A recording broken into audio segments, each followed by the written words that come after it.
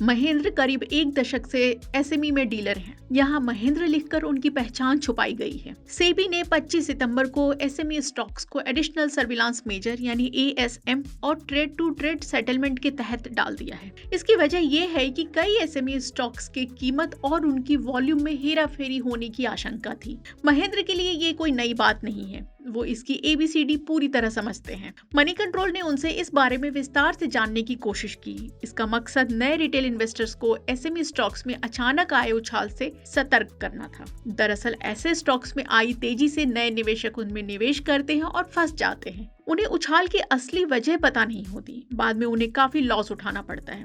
इसीलिए अपने निवेशकों को सजग करने के लिए मनी कंट्रोल ने यह वीडियो बनाया है। अब तक कई निवेशक एसएमई स्टॉक्स में मैनिपुलेशन से बड़ा नुकसान उठा चुके हैं। तो आइए जानते हैं कि सबसे पहले मैनिपुलेशन होता कैसे है।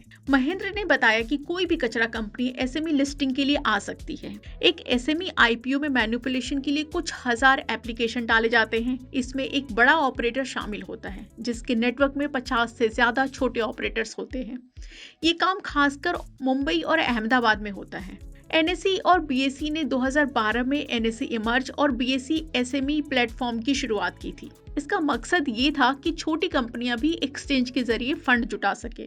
सोच अच्छी थी, लेकिन आज ज्यादातर एसएमई आईपीओ के जरिए प्रमोटर्स ऑपरेटर्स के साथ मिलकर स्टॉक्स की कीमतें बढ़ाते हैं और उन्हें बेचकर निकल जाते हैं। इस प्रोसेस में सबसे ज्यादा लॉस रिटेल इन्वेस्टर को होता है। इसके लिए आईपीओ के पूरे सब्सक्रिप्शन प्रोसेस को मैनिपुलेट किया जाता है। सब्सक्रिप्शन बढ़ाने की कोशिश की जाती है क्योंकि इससे स्टॉक की लिस्टिंग प्रीमियम पे होती है। ये काम इतने गुपचुप तरीके से किया जाता है कि रिटेल इन्वेस्टर को इसकी भनक तक नहीं लग सकती। मनी कंट्रोल ने महेंद्र से इस पूरे प्रोसेस को बताने का अनुरोध किया।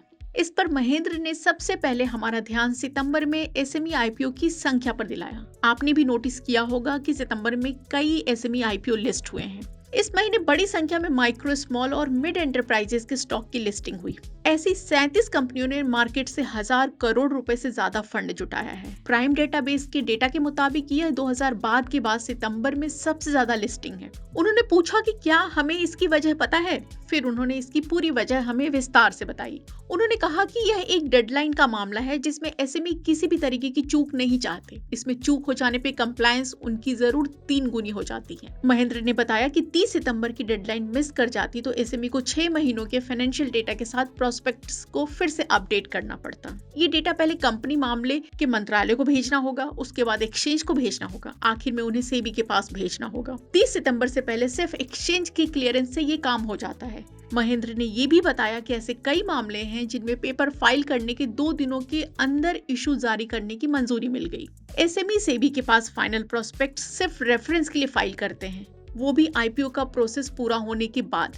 यही वजह है कि प्रमोटर्स 30 सितंबर से पहले किसी भी तरीके से लिस्टिंग का अप्रूवल हासिल कर लेना चाहते हैं। प्रमोटर्स इस पूरे खेल में शामिल होते हैं। वे पहले पब्लिक इशू के लिए बड़ी संख्या में एप्लीकेशन डलवाते हैं। मुख्य ऑपरेटर्स इस काम में छोटे ऑपरेटर्स की मदद लेता है। मुख्य ऑपरेटर्स को प्रॉफिट का बड़ा हिस्सा देने का वादा किया जाता है, जबकि छोटे ऑपरेटर्स को 20% कमीशन मिलता है। एप्लीकेशन डालने वालों को 2 तरह से फायदा पहुंचाया जाता है। पहले मेथड में प्रति एप्लीकेशन 10,000 से 15,000 रुपए की रेंज में डील होती है। इसमें इन्वेस्टर अपना एप्लीकेशन ऑपरेटर को बेचकर पैसा वापस लेता है। इसमें शेयरों के अलॉटमेंट की शर्त होती है। शेयर अलॉट होने पे उन्हें प्री ओपन सेशन में बेच दिया जाता है। इन्वेस्टर्स को 10,000 रुपए कैश की गारंटी दी जाती है।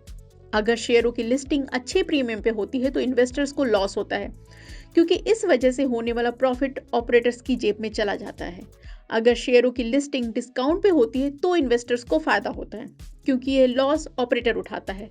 इन्वेस्टर्स को पहले से तय 10,000 रुपए मिल जाते हैं। इस अमाउंट को छोटे हिस्सों में बांटा जाता है। मान लीजिए किसी एसएमई स्टॉक का इशू प्राइस 60 रुपए है। एक लॉट 2000 शेयरों का है। ऐसे में एप्लीकेशन अमाउंट 1,20,000 रुपए का हो जाता है। शेयर 120 रुपए पे लिस्ट होते हैं। ये 100% लिस्टिंग गेन है, क्योंकि इन्वेस्टर ने अपना एप्लीकेशन ऑपरेटर को बेच दिया है, जिससे पूरा प्रॉफिट ऑपरेटर की जेब में चला जाता है। ये 1,20,000 रुपए का होता है। इन्वेस्टर्स को सिर्फ 10,000 रुपए मिलते हैं। इसके बाद टैक्स का पहलू इन्वेस्टर्स के बुक में आता है।